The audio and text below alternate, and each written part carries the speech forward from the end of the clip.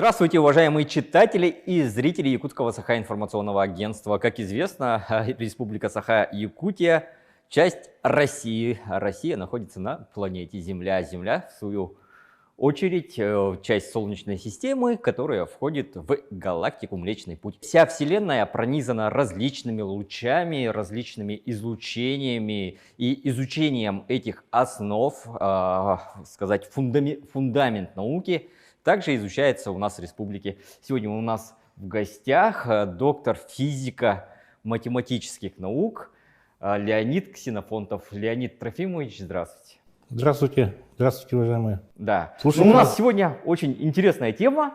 Всегда, в каждом, при любом случае, наши любимые, так сказать, псевдонаучные, откуда-то возникают такие теории, что идут какие-то излучения, и чтобы навредить человеку происходит. И каждый раз мы, как журналисты, пытаемся разоблачить эти, в основном, фейки. Скажите, пожалуйста, действительно ли так? Облучают ли нас инопланетяне? Что происходит вообще во Вселенной? Во Вселенной, как известно, существует такое, называется излучение, но на самом деле это излучение, это имеется в виду частицы, элементарных частиц, там, обычно, как известно, там это протоны в основном, то есть ядра водорода. Либо фотоны могут быть, это гамма-излучение жесткое или рентгеновское излучение, фотоны. Оно пронизывает всю Вселенную, оно рождается естественным образом, то есть это в природе происходят процессы, в которых они рождаются, потом увеличивают свою скорость, энергию, и таким образом, каким-то образом, распространяясь в пространстве, достигают нашу Землю, и таким образом попадают на нашу Землю, и создается такое излучение, которое, можно измерять, и оно, сказать, объективная реальность. То есть это не какая-то там, как обычно говорят, там какой-то, эфир, там сигнал, там, то есть энергия какая-то приходит там из космоса. Это объективная, реальная эта величина, которая поддается измерению, физическая. Этой наукой в основном мы и занимаемся большей частью. Очень интересно. То есть получается, прямо сейчас нас что-то облучает, излучают? Да, это естественно. То есть это естественно такое, так называемое фоновое излучение, может быть, даже без которого было бы нам хуже даже. То есть оно, естественно, в такой среде человечество родилось, вообще как вид, и не только человечество, но вся флора, фауна, может быть, даже благодаря этому излучению родилась, потому что она вызывает какие-то такие мутации время от времени, которые, может быть, даже полезны для, скажем, изменения видов. Если бы не было, скажем, излучения и мутаций, может быть, даже никаких видов бы не случилось. Там, такие тоже есть мнения. Существует. Очень интересно. Какую роль играет наша якутская наука в этих фундаментальных исследованиях? Что у нас в республике происходит? Какие есть направления изучения?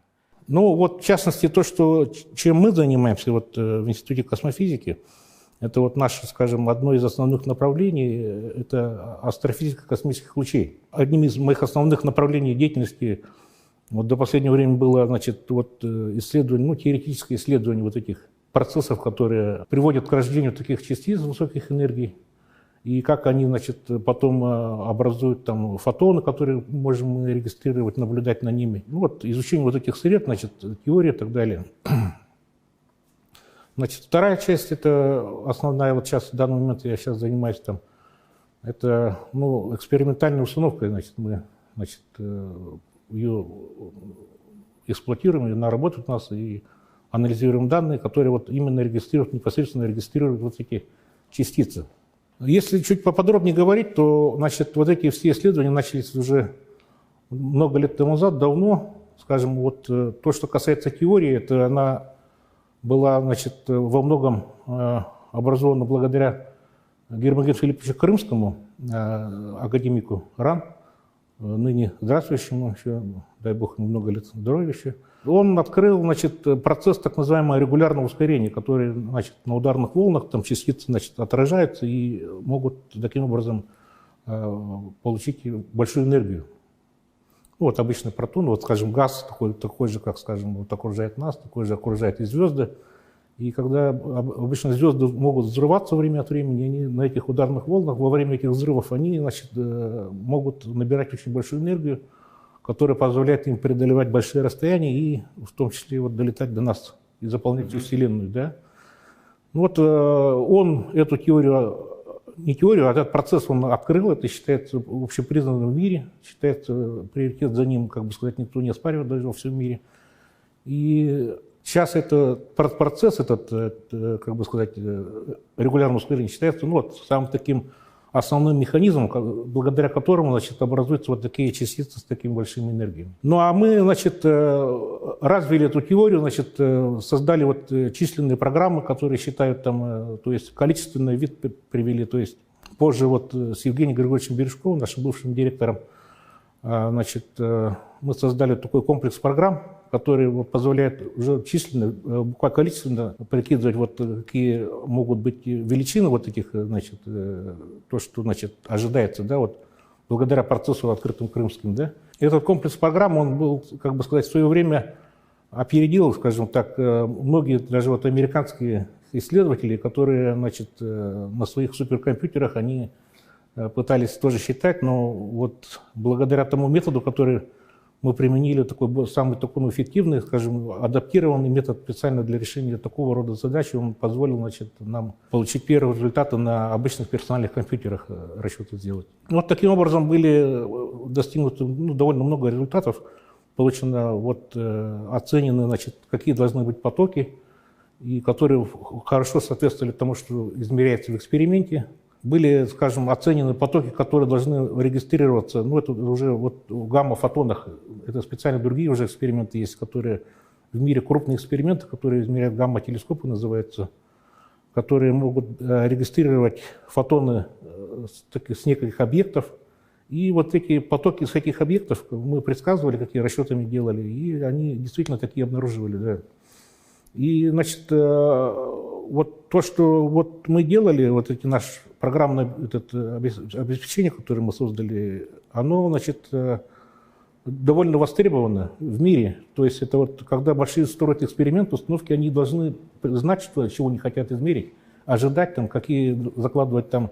Что мы, собственно, измеряем, да? Да, что измерить там, если измерили, что это было там такое, и какое оно должно быть примерно, чтобы там характеристики прибора надо им же закладывать, чтобы регистрировать. Это многомиллионные, десятки, сотни миллионов долларов стоят такие эксперименты сейчас. И поэтому заранее все это просчитывается, делается. И в том числе и вот наши расчеты, они очень... Лежат в основе. Да, применяли, и наши предсказания тоже не все применялись. Супер. И такие установки были построены вот одна из... В Актемцах? В Актемцах это наше, как бы сказать, оно уже давно стоит, это одно. Это вот немецкое, европейское, скажем так, гамма-телескоп, он в Намибии построен, крупный. Потом, значит, в Китае вот эти большой, значит, эксперимент по космическим лучам и гамма-астрономии, он тоже вот основан, весь проект был основан, скажем так, в том числе и на наших расчетах. Он получил поддержку от китайского правительства, вот сейчас вот года два он начал действовать, и уже пошли очень такие серьезные, важные результаты по измерениям. Это очень круто. Получается, якутская наука, она вносит очень существенный вклад в развитие, как бы, в двигатель всего научного прогресса. Это, если занимаешься фундаментальной наукой, то это невозможно быть так отдельно якутской наукой или российской наукой. Ты должен вносить вклад в науку, а наука, как известно, как целое, знание, оно есть знание, как говорится, это не может быть якутским знанием или российским знанием. Это все человечество вместе. Да, человеческое знание, это границы познания, мы как бы немножко расширяем это. Это очень интересно, но в то же время, когда я готовился к нашей с вами беседе, всех обычных жителей, скажем так, которые хоть и сталкиваются с наукой, но в более прикладном как бы плане, да, их всегда интересует такая вещь, как магнитные бури. Они существуют? Что с ними вообще? Как это? У нас в институте есть специальный тоже отдел по этому поводу. То есть специально есть у нас даже проект госзаданий, которые 2 лаборатории там занимаются этими, измеряют магнитные поля, потом описывают, предсказывают, тоже теорию вот эту приводят. Магнитные бури не существуют, естественно, да, это, как бы сказать, известно. Далеко не только они в Якутии существуют, они существуют по всей планете. То есть это не так, чтобы это местное наше такое явление. То есть оно планетарное, бури случаются. И они действительно влияют на самочувствие человека? Ну, такие исследования проводятся, да, и есть какие-то вот указания на то, что действительно какая-то вот связь там иногда наблюдают там, да, хотя, ну, вот пока это еще до конца, может, не исследовано, вот какое, почему, из-за чего там, ну, вот такие буквально сравнивают, скажем, вот период магнитных бурь, когда были известны там, допустим, да, и сравнивают вот с вызовами скорой помощи, там, скажем, вот такие остросердечные. Есть связь. И все-таки находят связь, вот, значимая связь, что это не случайные какие-то совпадения, то есть какая-то значимая, вот все-таки вот, наблюдаться. Такие исследования проводятся и... В том числе и у нас. Да, и у нас в институте прямо вот тоже, да, вот такие делали Очень такие интересно. исследования. Но это не, скажем, не я там, скажем, я там хорошо, не ну, участвовал, поэтому да. так слышал, знаю, там Ага. вот такие вот вещи есть. Еще один вопрос, ну это, наверное, более к 80-м годам, 90-м, да, это озоновый слой. Действительно ли он разрушается, какие-то излучения из-за того, что он проседает, сильнее действуют, вот все вот эти вот излучения, как бы ультрафиолета, это так, да? Ну, тоже, естественно, озоновый слой – это тоже вот такое природное явление, которое, оно, само собой, тоже живет там по своим законам, там, скажем, развивается. В том числе на него влияют и эти космические лучи тоже влияют. Как известно, вот эти количество космических лучей, которые попадают на Землю, оно зависит от солнечной активности.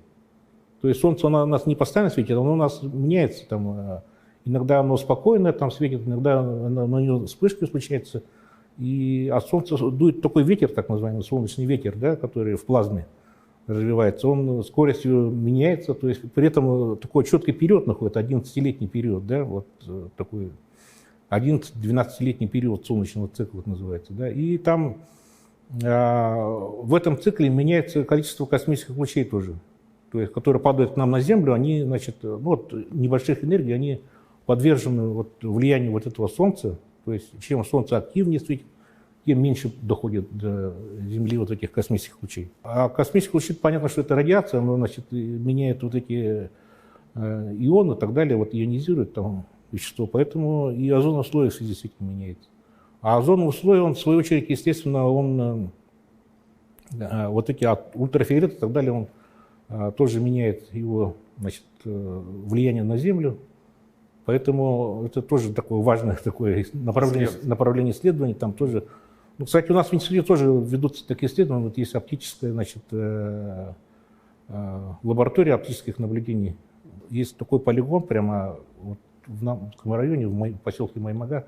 Там дальше есть специально только там выбрано место, где вот темное место, где нет близко застроек, и ведутся вот эти наблюдения оптическим образом за вот этими верхними слоями атмосферы, в том числе и там видно эти озоновые слои там, и так далее.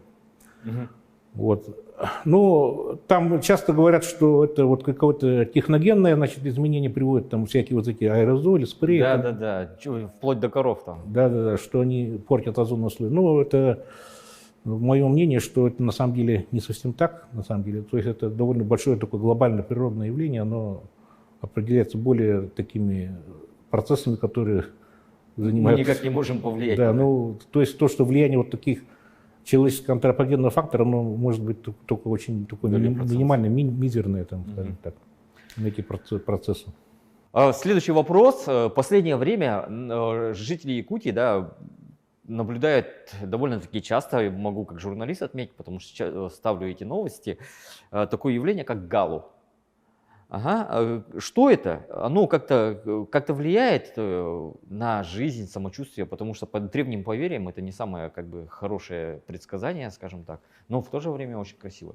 Ну, гало, по всей видимости, образуется, ну, это вот есть, поэтому части специалистов, вот, скажем, у нас в институте тоже есть, вот такие, я говорил, оптические наблюдения ведут, это оно образуется в результате просто переломления вот цвета, который идет, скажем, от Солнца, да, оно, значит, переломляется вот на каких-то вот микрочастицах атмосферы. Но это не прямое излучение, это уже как Нет, это просто оптическое. Солнце, оптический эффект, просто, ну, типа как будто радуга тоже, вот, допустим, есть же там, допустим, да, но это какая-то Ну, это не радуга, естественно, да, но она просто вот по-другому как-то переломляется, и поэтому вокруг Солнца вот такие образуются. Это из-за того, что у нас атмосфера, там образуются какие-то вот эти микрочастицы, аэрозоли там. Ну, напрямую на излучение от Солнца это как-то, это не следствие какого-то изменения в этом. Нет, плане. это Солнце, тут про это Галлов не знает, это не на Солнце, это просто в нашей атмосфере, вот здесь близко все происходит. А что касается северного сияния, даже в городе Якутске оно стало наблюдаться? Ну вот, это северное сияние, это тоже одно из следствий вот этих магнитных бурь, которые тоже в основном, магнитные бури связаны тоже с активностью Солнца. С активностью Солнца. Оно, значит, вот, как говорил уже, ну, 12-летний такой цикл имеет там спокойно. При этом, кроме того, еще бывают, но они вспышки на Солнце довольно сильные иногда бывают, которые оттуда прямо буквально, вот, вещество Солнца, верхняя часть атмосферы Солнца отрывается и начинает лететь туда в пространство, и вот накрывает Землю. Ну, Земля у нас окружена магнитосферой, поэтому на Землю не попадает, она обтекает как будто. Но при этом магнитосфера начинает так сжиматься и это, реагировать, колебаться. И поэтому вот магнитное поле, которое на Земле вот постоянно есть, вот этот, ну, вот такое компасом измеряется, оно начинает так дрожать, там, скажем так, да, и вот, грубо говоря. И это вот, значит, такой эффект вот магнитной бури. И вот как раз, когда вот эта наша магнитосфера начинает вот так сжиматься, вот эти частицы, которые они находятся в магнитосфере, они начинают уже падать на Землю. Ну, на Землю, на атмосферу Земли падают, и как раз вызывает вот это свечение, которое называется вот полярным сиянием, ну, или авророй там, говорят, да. Притом оно происходит в неком таком, в кольце, то есть на Северном полюсе не происходит, нет сияния северного, да, оно происходит только вот где-то вот на широтах где-то, скажем, ну вот в районе Тикси, там, так далее. А то, что стали наблюдать в Якутске, это вот связано с тем, что вот сейчас как раз идет довольно такое солнце довольно активно, поэтому довольно, если сильные бури происходят, большой силы, то есть она при малых бурях она в узком светит, да, при сильных бурях, когда сильное возмущение идет, там это магнитное поле, оно, вот эта полоса, где происходит свечение, оно начинает расширяться, да, и может доходить до широт Якутска, там чуть дальше даже может доходить, там, и так далее. Вот. Ну, как-то это на жизнь нашу повлияет, нет? Ну, это просто наблюдать там красиво, конечно, да, но прямо непосредственно на нас оно не падает. Вот эти частицы до нас не долетают, скажем так, вот до Земли, по которой мы здесь находимся. И на нас оно влияние не оказывает практически. Оно может оказывать влияние, вот, скажем, вот летают самолеты там на высоте там 10 тысяч пролетают, допустим, Якутск-Москва летит там, допустим, да, и как раз этот маршрут летит, скажем, по маршруту, вот, по полярным вот этим областям, районам летит, где вот довольно сильно северное сияние. Там вот действительно вот во время таких больших сияний и пассажиры, и экипаж могут получить там значительную дозу излучения, там, радиация, как бы сказать, уровень радиации там повышен становится, и просто дозы могут получить радиации. Вот. Но не самое приятное, наверное. Да, не самое приятное. То есть тем, кто много летает, скажем так, ну, особенно вот пилотам и так далее, это они, по-моему, даже учитывают такие вот эти влияния и, как-то сказать, стараются меняться там и так далее, чтобы не попадать вот под такие. Ну, это буквально это как бы дождь, бомбардировка вот этих радиаций идет, поэтому у нас светится, свечение происходит из-за того, что из-за радиации. Ну, мы поговорили, на самом деле, о самых очевидных, да, которые каждый обыватель видит вещах, которые знает, но в то же время я знаю, что какие-то эксперименты у нас происходят, фундаментальная наука, как вы сказали, уже развивается, она неотделима от всего научного прогресса. Что у нас в этом плане происходит в Якутии? Ну вот в Якутии насчет эксперимента, вот сейчас как раз я вот, заведую лабораторией, которая занимается вот этими экспериментом по обнаружению вот этих космических лучей, притом самых сверхвысоких энергий, самых больших, предельно больших энергий. Не те, которые на Солнце образовались, не те, которые вот в нашей галактике даже образовались, а они, которые образовались где-то далеко во Вселенной, скорее всего, и попадают на нашу Землю. Там энергии, ну, это, если так говорить в числах, то это вот, ну, вот может быть 10 в 17 называется, да, электрон-вольт. Вот такая, значит, начинаются. Это так называемый остаточный фон? Или нет, это вот, фон, вот этот радиация, в которой падают частицы, они, у каждой частицы своя энергия имеется, да, какая-то, у некоторых небольшая, у некоторых побольше, у некоторых еще быстрее. Еще быстрее. Ну, какой это временной промежуток? Это начало Вселенной? Это... Нет, это, ну, как раз вот мы занимаемся вот поиском вот этих источников и так далее, где они образуются и так далее. Ну, это, в принципе, уже есть некое понятие, понимание имеется, что, как они и где образуются. Некоторые есть вот эти, да, так называемые реликтовые, которые могут образоваться вместе с большим взрывом, там вот такие, ну, в момент большого взрыва, и остающиеся во Вселенной. Такие реликтовые лучи тоже имеются вот такие названия. Потом... То есть мы сейчас изучаем фактически вообще основу всего, альфу и омега. Ну, это вот называется фундаментальная физика, да. Наверное, многие слышали, вот большой адронный коллайдер, там БАК там называется, там вот эти, которые в ЦЕРНе, там в Швейцарии делают, там это крупный эксперимент, ускоритель частиц, там ускоряют частицы, там говорят, что там могут даже, боялись, что они могут образовать черную дыру, и вся Земля туда провалится и так далее. Вот такие даже были смешные, там, скажем, предположения. Но вот, значит, там ускоряются частицы вот до, ну, вот, максимум 10-12 называется, да? А у нас 17. А мы вот измеряем 17. А это вот на Земле уже невозможно с человеком воспроизвести. Они в космосе только воспроизводятся и падают нам на Землю. И мы, скажем, для нас они бесплатны по сравнению с тем, что вот на большом коллайдере за большие суммы денег там они получают вот эти частицы. Да? А к чему вот это вот изучение привело? Есть какие-то выводы определенные, что-то такое? Ну, это изучение это вот является отраслью, значит, подразделом ядерной физики, то есть это изучается элементарная ядерная физика, как таковая, значит, делается вклад там. Это притом передний вклад, это понимание вот процесса, который происходит при, значит, столкновениях частиц, при этих там и так далее. Ну вот, ну, ядерная физика, сами, наверное, понимаете, это для чего это может быть полезно. То есть это энергетика оборона, там, и щит там ядерный, как говорится, как минимум, да, и много чего сейчас и медицина. Ну, как бы и полеты в космос, опять же. И ядерная медицина там и так далее сейчас. Ну, и все много чем связано. Вот уже используют ядерную физику вот напрямую в жизни, да, вот скажем так.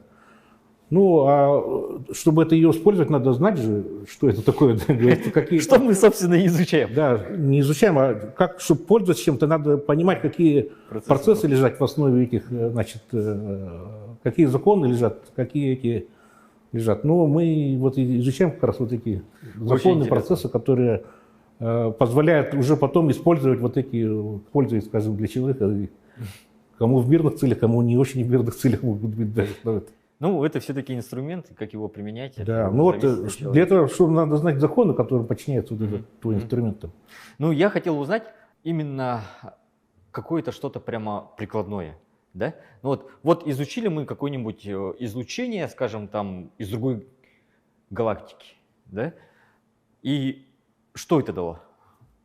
Ну вот это вот как раз вот мы не стремимся получить какую-то вот пользу, там, скажем, да, вот прямую, чтобы там у нас было, скажем, примениться разнородное хозяйство, там это кому-то пользу, сколько-то. Ну да, вряд ли в животноводстве это да, в рублях посчитать, там, это выгоду, там, эффект экономический там почитать. Но это вот, естественно, дало какое-то новое понимание, чего-то там дало, которое вот это понимание, оно как бы расширяет границы нашего знания и позволяет наши знания уже применять там, уже в дальнейшем применять там, уже, как бы сказать, и в народном хозяйстве. Вот какая роль вот этой вот фундаментальной науки вот называется, которая, в отличие от прикладной науки, у нее нет цели вот прямой это принести доход, выгоду, вот, да, вот измерить экономический выход там. Ну, ее роль фундаментальной науки это, значит, делать новые знания это, и, скажем, чтобы прикладная наука могла воспользоваться ими и в дальнейшем уже применять, там, скажем, непосредственно вот какие-то разделы, прямо какие-то предметы воплощать. Там. Ну, много примеров, которые когда-то казались вот далекими от реальности, от действительности, которые сейчас буквально мы вот на руках носим, там, говорится, в карманах у каждого там вот эти те же сотовые есть там, и так далее. Они до недавнего времени считались там фантастикой, что там и считались такой чисто теоретической фундаментальной наукой. И прошло немного времени, как сразу все это уже вот 100 лет назад, скажем, вот то же самое электричество было такое исследование, и когда Максвелл и так далее исследовал, считалось, что он чем-то занимается таким, что это непонятно, зачем нам такое-то, какая польза от него там, типа, да, а сейчас вот куда без электричества, там, скажем, да, вот такие вот вещи там это. Супер. Ну и, наверное, такой финальный вопрос. Очень много конспиративных различных теорий, благодаря, может, даже нашим коллегам из различных телеканалов, да, там выпускаются всякие документальные псевдонаучные фильмы, но в то же время есть такие, скажем, страшненькие теории, да, вот, например, та же самая звезда Бетельгейзе, которая взорвется и нас излучением тут всех поубивает. Что на это можно сказать наука? Ну, это на самом деле такая вероятность существует, это не нулевая, скажем так, да, то есть любая звезда, она в конце концов, когда известно, что звезда существует из-за того, что там происходит термоядерная реакция, и она горит, светится, потом в конце концов это вещество кончается, там, вот это топливо, скажем, да, термоядерное, и оно начинает там очень довольно сложные, но известные науке процессы происходить, которые приводят к тому, что она взрывается, звезда, любая звезда взрывается, там, с той или иной силой, скажем, и часто образуется вот в виде сверхновых звезд, называется. Эти процессы известны, наблюдался много раз там, ну, вот, во времена Тиха и Кеплера, тоже они наблюдали вот эти взрывы сверхновых звезд. Вот в китайских летописях тоже много описаний того, какие вот, ну, взрывы сверхновых звезд. Ну, это означает, что они пишут, что там смотрели на небо, вдруг образовалась новая звезда, она стала очень яркой, там примерно по яркости она практически как вторая луна там была, там и так далее. Говорят, вот в том-то месте между этими-то звездами там вот такая звезда образовалась, очень яркая. Потом месяц светила и перестала светить. Вот такая, значит, это вот взрывы сверхновых звезд описывают. Это довольно-таки дальние звезды, которые далеко от нас находятся. Но если вот такая звезда, которая близко от нас взорвется, то в том числе Солнце может взорваться. Да? Но хотя у Солнца еще вот это запас времени есть, там, скажем. Около 4 миллиардов? Да, вот несколько миллиардов лет у нас есть в запасе, да, пока думать, куда переселиться от Солнца. Чтобы фундаментальная наука развивалась. Да. К тому времени может что-нибудь придумать еще, да.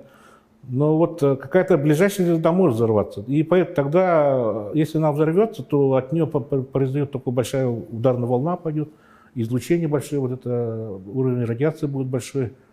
Как раз вот те вот космические лучи, которые мы исследуем, да, они же к нам приходят из далеких сверхновых взорвавших.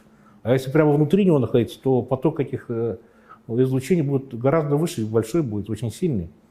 И это непонятно, чем может обернуться вот, на Земле. Может там вот эта ударная волна, там, если пройдет вот, через Солнечную систему, то она может, там, скажем, ну, грубо говоря, оторвать всю атмосферу Земли, там, может унести там, и так далее, в том числе. И либо очень большой уровень радиации возникнет, что, скажем, тут может быть все там это как бы погибнуть и так далее.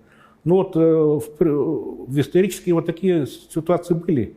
Измерять вот этот поток космических лучей во времени, значит, тысячелетия назад, это вот по радиациям, скажем, на вот этих старых кольцах деревьев смотрят, там потом во льдах Антарктиды там измеряют радиацию вот на разных глубинах там, да, и от этого можно построить график уровня радиации вот во времени, скажем, 1000 лет назад, 100 тысяч лет назад. И как раз есть такие даже предположения, гипотезы, что вот эти динозавры вымерли во время, когда вот известно, что вот как раз в тот период был очень такой высокий уровень, пик радиации возникал. Это связывает, что, возможно, какая-то близкая звезда взорвалась, и прошла вот эта ударная волна, и очень повышался уровень радиации на Земле, и в итоге, значит, вымерли динозавры, стали, скажем, млекопитающие, значит, начали преобладать, вот такие, значит, вплоть до такого этого. Но, чтобы этого не произошло с человечеством, нужно развивать фундаментальную науку. Да, ну, по крайней мере, надо понимать, что, чего можно ожидать там, и это, как бы сказать, к чему может это привести, вот эти вот, значит, какие процессы это сопровождают. Ну, по крайней мере, не просто сидеть там, смотреть, а хотя бы понимать, там, что происходит. Там, чтобы не было такого. Да. Спасибо большое.